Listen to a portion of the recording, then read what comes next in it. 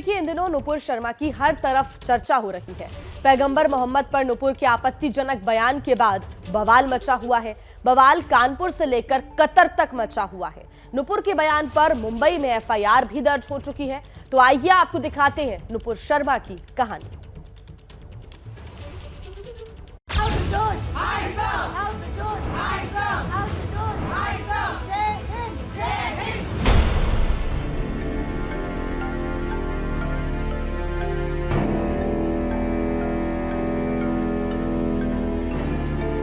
अरे जो लोग बार बार हमारे सैनिकों की मेहनत, कठिन मेहनत और बलिदानों को ठेस पहुंचाते हैं, वो लोग क्या समझेंगे कि सैनिक होना होता क्या है।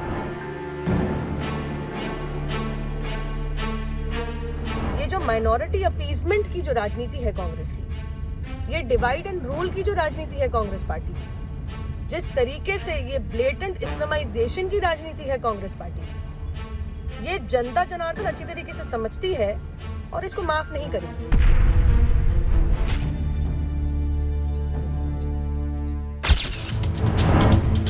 तीखे हमले, हाजिर जवाबी, तेज तर्रार नेता वाला रुतबा और मुखरता से पार्टी की आवाज के रूप में पहचान बना चुकी थी नुपुर शर्मा। तो जवाब देने वालों के पसीने छूटने लगते। नीच किस्म का आदमी, नीच राजनीति, मौत का सौदागर, खून की दलाली, चाय बेचने वाला कभी प्रधानमंत्री नहीं बन सकता, तू जाके चाय बेच। ये कांग्रेस पार्टी और इसके दरबारी अपने आप को समझते क्या है?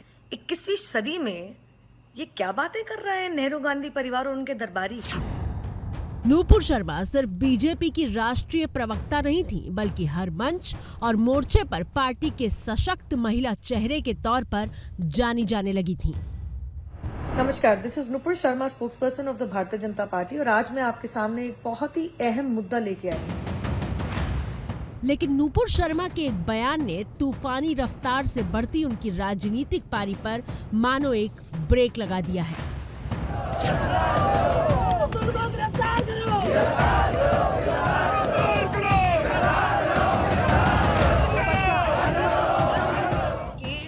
सैकड़ों टीवी डिबेट में बीजेपी का पक्ष रखने वाली नुपुर शर्मा एक डिबेट के दौरान पैगंबर मोहम्मद के लिए ऐसी टिप्पणी कर गईं कि कोहराम मच गया।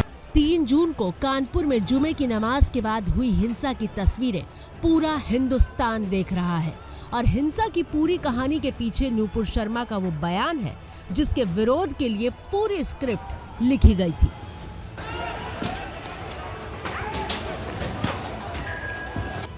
नुपुर शर्मा के बयान के बाद उन्हें लगातार धमकियां मिल रही थीं, जिसके बाद दिल्ली पुलिस ने उनकी सुरक्षा बढ़ाने का फैसला किया है। 11 दिन पहले 27 मई को नुपुर शर्मा ने टीवी डिबेट के लिए एक चैनल पर पैगंबर मोहम्मद पर विवादास्पद बयान दिया था। नुपुर शर्मा की टिप्पणी के खिलाफ 1 जून को एफआईआर दर्ज की गई। 3 जून को विवादित बयान के बाद कानपुर में हिंसा शुरू हुई। 4 और 5 जून को दुनिया के अलग अलग देशों में नुपुर के बयान पर विरोध दर्ज कराया गया और 5 जून को नुपुर शर्मा को बीजेपी ने पार्टी से निलंबित कर दिया। 10 दिन के बाद कैसे ख्याल है प्रधानमंत्री को, जबकि हर प्राइम टाइम शो लोग बोलते हैं प्रधानमंत्री खुद बैठकर देखते हैं। क्या असदुद्दीन ओवैसी का डिमांड, क्या असदुद्दीन ओवैसी की आवाज फॉरेन कंट्री के लीडर से कम है क्या? आप उनकी तकलीफ को समझते, हमारी तकलीफ को नहीं समझते आप? क्या सस्पेंशन कोई वजह, अरेस्ट क्यों नहीं किया जाता आपके स्पोक्स पर्सन को? क्या 295, 153 आईपीसी नहीं है? 10 दिन तक क्या आप सो रहे थे क्या? हमारी तकलीफ आप महसूस नहीं करेंगे? खतर में होगा, ईरान बोलेगा, मस्कत बोलेगा, सऊदी अरेबिया बोलेगा तो आप हरकत में आएंगे। विरोधी बीजेपी के इस कदम से संतुष्ट नहीं है। नुपुर को जेल भेजने तक की मांग हो रही है। हुकूमत हिंदुस्तान से ये मांग करता हूँ, ऐसे लोगों को बड़ी सख्ती से कानून बना के, जो हमारे भारत के कॉन्स्टिट्यूशन ने हमें राइट्स दिए हैं, उनको ऊपर बाकायदा अदालत के जरिए से सजा मुकर्रर होना चाहिए, ताकि दोबारा किसी के रहबर की, किसी के पेशवा की तौहीन ना होने पाए। हालांकि नुपुर शर्मा ने एबीपी न्यूज से बात करते हुए उस बयान पर सफाई दी थी जिस पर बवाल मचा है। जो मैंने कहा है, मैंने कुछ रिलीजियस स्क्रिप्चर्स से पढ़ के बोला है, तो अगर आपको आपत्तिजनक लगता है तो वो तो सवाल ही बदल गया फिर, क्योंकि मेरी मंशा नहीं है कि मैं किसी भी धर्म विशेष की कहीं पे भी उसके खिलाफ नफरत फैलाऊं या इंसल्ट करूं या गाली गलौज करूं या फिर माहौल खराब करूं। नुपुर शर्मा पर गिरफ्तारी की तलवार लटकने लगी है और देश दो धड़ों में बटा हुआ दिखाई दे रहा है। एक तरफ वो लोग हैं जो नुपुर शर्मा के बयान को बर्दाश्त के बाहर बताते हुए कड़ी कार्रवाई की मांग कर रहे हैं और दूसरा धड़ा वो है जो बीजेपी के निलंबन के फैसले को गलत बताते हुए कह रहा है कि नुपुर ने कुछ भी गलत नहीं किया है। नुपुर का समर्थन करने वालों में वीएचपी और बीजेपी के नेता भी शामिल हैं। सोशल मीडिया प्लेटफॉर्म ट्विटर पर नुपुर शर्मा ट्रेंड कर रही है और हैशटैग नुपुर को वापस लो की मुहिम चलाई जा रही है। जब देश और दुनिया में एक चेहरे और एक नाम की इतनी चर्चा हो रही हो तो थोड़ा उस चेहरे के इतिहास पर गौर करना जरूरी हो जाता है। ये जानना जरूरी हो जाता है कि नुपुर की राजनीतिक उड़ान आखिर कहां से और कैसे शुरू हुई थी। नेवी के एक अफसर थे मदन शर्मा जी, इनकी पिटाई करने के लिए, इनकी आंख फोड़ने के लिए 6 शिवसेना के कार्यकर्ता गिरफ्त में क्यों लिए गए? आप ही की सरकार ने लिए जनाब, आप ही के गृह मंत्रालय ने लिए। या हमारे पे आरोप उल्टा ना लगाएं। इन्होंने अप्रैल 11, 2022 या उससे पहले होने वाली अतिक्रमण की डेमोलिशन के बीच में धर्म क्यों नहीं ढूंढा? पिछली बारी एनसीपी ने कब पूछा था कि जुम्मे नमाज के लिए बिना परमिशन जब 5 बारी सड़क रोकी जाती है तो वो सही है या गलत है? हमें विश्वास है कि हमने काम किया है। डबल इंजन की सरकार, चाहे वो वैक्सीनेशन ड्राइव हो, चाहे वो गरीब कल्याण योजना हो, चाहे वो सड़कें हो, चाहे वो इंफ्रास्ट्रक्चर। आम आदमी पार्टी ने जो बोला कि हम दंगे का माहौल फैलाना चाहते हैं, भैया माहौल छोड़िए, आपके तो कार्यकर्ता नेता ही दंगाई हैं। पिछली बारी एनसीपी ने कब पूछा था? हाल ही में बता देती हूँ। जहांगीरपुरी के अंदर मस्जिदों में से पेट्रोल बम, पत्थर, बंदूकें, कट्टे सब कुछ बरामद हुए। ये क्या आस्था का विषय है? ऊपर से आप ये और बरगलाते हैं, हम और मारेंगे, और बम मारेंगे, और गोली से मारेंगे निर्दोष कारसेवकों को। हिंदुस्तान 37 साल की नुपुर शर्मा को उनके इसी अंदाज के लिए जानता है जो बीजेपी पर उठे सवाल और हमलों का जवाब देने के लिए मीडिया के सामने हाजिर होती हैं। लेकिन उनकी राजनीतिक पारी की नींव साल 2008 में रखी गई थी जब नुपुर शर्मा ने दिल्ली स्टूडेंट यूनियन का चुनाव लड़ा था।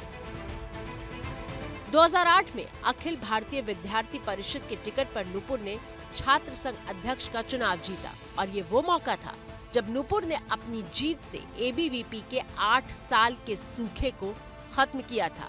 ये तो सभी लेकिन दुख भी इस बात का कि 3 सीटें हमारे घर से, हमारे हाथ से गई है। संगठन और मेहनत करेगा और नेक्स्ट टाइम तो सुई भी करेगा। ये वो दौर था जब स्टूडेंट यूनियन में सिर्फ एनएसयूआई का दबदबा था। नुपुर 2008 में डूसू की प्रेसिडेंट बनी थी जबकि बाकी तीनों पदों पर एनएसयूआई ही जीता था। इसके बाद नुपुर शर्मा बीजेपी की यूथ विंग यानी भारतीय जनता युवा मोर्चा का चेहरा बन गई थी। नुपुर शर्मा के पिता पेशे से व्यवसायी हैं। नुपुर ने हिंदू कॉलेज से इकोनॉमिक्स में ऑनर्स किया है। इसके बाद नुपुर ने एलएलबी की डिग्री ली। छात्र संघ का चुनाव जीतने के बाद Nupur London school of economics गई जहां से उन्होंने लॉ में मास्टर्स की डिग्री ली। नुपुर ने एक प्राइवेट फर्म के लिए काम करना भी शुरू कर दिया था, लेकिन राजनीति उन्हें फिर से खींचने लगी थी और नुपुर ने नौकरी छोड़कर राजनीति ही करने का फैसला किया। 2010 में नुपुर को भारतीय जनता युवा मोर्चा की मीडिया सेल का प्रभारी बनाया गया। 2013 में नुपुर दिल्ली बीजेपी की वर्किंग कमेटी की सदस्य बनी, लेकिन नुपुर शर्मा को देश ने तब जाना जब बीजेपी ने अरविंद केजरीवाल के खिलाफ उन्हें मैदान में उतार दिया। नुपुर शर्मा नई दिल्ली सीट से अरविंद केजरीवाल के खिलाफ चुनाव लड़ी थी और करीब 31,500 वोटों से हार गई थी। हालांकि नुपुर को 28% वोट मिले थे। नुपुर शर्मा चुनाव जरूर हार गई थी, लेकिन उनकी कानूनी पढ़ाई, राष्ट्रीय मुद्दों पर उनकी जानकारी और हिंदी अंग्रेजी दोनों भाषाओं पर सटीक पकड़ की वजह से वो देश के मुद्दों पर होने वाली टीवी डिबेट में बीजेपी का पक्ष रखती दिखाई देती रही। और फिर आया साल 2020 जब बीजेपी अध्यक्ष जेपी नड्डा ने अपनी टीम बनाई और उस टीम में नुपुर शर्मा को जगह मिली। नुपुर को बीजेपी ने अपना राष्ट्रीय प्रवक्ता बनाया। आपने एमसीडी के कर्मचारियों को पैसा दिया? नहीं. अगस्त 2020 में they were pulled up by the Delhi High Court for not paying salary of sanitation workers. The proportion of PWD to MCD roads management is roughly 80 to 20%. इसके बाद नूपुर शर्मा बीजेपी की फायर ब्रांड नेता के तौर पर स्थापित हुई, जो पार्टी के हिंदुत्व वाले मुद्दों से लेकर विकास के कामों तक का हिसाब देती हुई दिखाई दी। जवाब दूंगी रूपिका जी, चुप तो हो जाए। इन्वेस्टिगेशन क्यों नहीं चुप किया? तो हो जाए। अगर क्यों इतना घबरा गई बड़ा है? अलगाववादी, क्यों घबरा इतना गई बड़ा आप? आतंकवादी आप क्यों घबरा गई? दिल्ली का मुख्यमंत्री आपका बन जवाब गया दूंगी तो घबरा तो क्या जाएंगी। करने की क्या आपका सरकार? दूध का दूध क्यों पानी नहीं का केंद्र पानी हो सरकार ने जाएगा। जांच करी? आपका उधर रायता से फैल बात जाएगा। करनी है ना, क्यों घबरा रही हैं? क्यों नहीं बोलने दे रही? अगर हालांकि नूपुर शर्मा के बयान पर विवाद पहली बार नहीं हुआ है। 2015 में वो केजरीवाल को लेकर एक बयान दे चुकी हैं, जिस पर विवाद हुआ था। 2017 में गुजरात की तस्वीर को कोलकाता हिंसा का बताते हुए शेयर करने पर कोलकाता पुलिस ने मामला दर्ज किया था। 2020 में टीवी डिबेट के दौरान नूपुर आपा खो बैठी थी और पैनल में मौजूद शख्स के लिए आपत्तिजनक शब्द का इस्तेमाल किया था। लेकिन पहले कभी नूपुर ने ऐसी टिप्पणी नहीं की थी जिस पर देश के अंदर और बाहर दोनों जगह बवाल खड़ा हो जाए। यूएई से लेकर ओमान तक, इराक से लेकर मालदीव्स तक और इंडोनेशिया से लेकर लीबिया और बहरीन तक, ऐसे तमाम इस्लामिक देशों की लिस्ट लगातार बढ़ती ही जा रही है जिन्होंने नूपुर शर्मा के बयान को लेकर आपत्ति दर्ज करवाई थी। हालांकि नूपुर शर्मा के खिलाफ हुई कार्रवाई में देश ही नहीं दुनिया भी बटी हुई है। नीदरलैंड्स के सांसद गिर्ट विल्डर्स ने खुलकर नूपुर का समर्थन किया है। उन्होंने कहा है कि ये बहुत हास्यास्पद है कि अरब और इस्लामिक देश भारतीय नेता नूपुर शर्मा के बयान पर भड़के हुए हैं। उन्होंने सवाल किया है कि भारत क्यों माफी मांगे।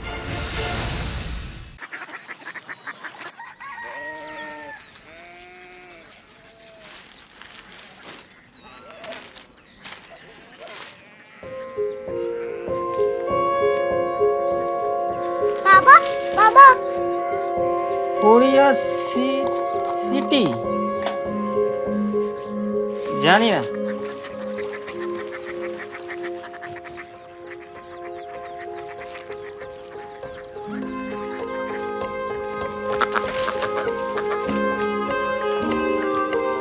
Korea city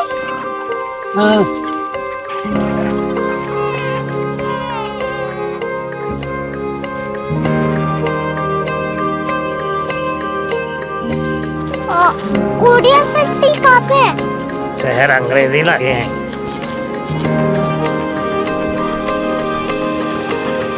Korea city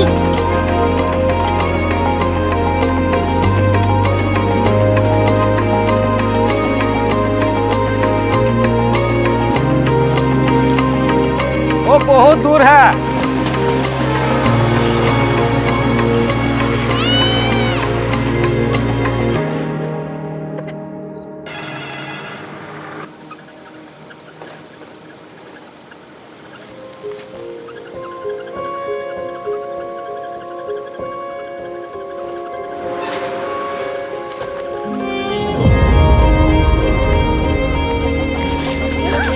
Korea city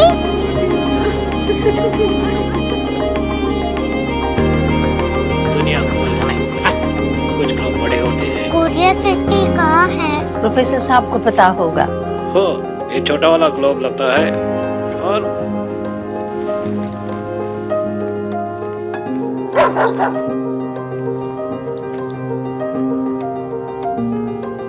पता नहीं, मेरी बेटी से जाके मिल लो, शायद उसे मालूम हो।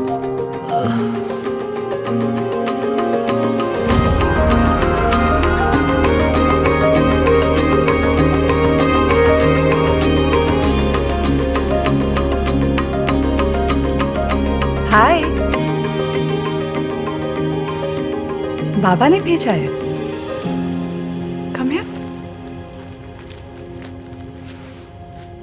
कोरिया सिटी कोरिया सिटी नहीं, क्यूरियोसिटी। वो क्या? That's what brought you here? जो तुम्हें यहाँ तक ले आया। क्यूरियोसिटी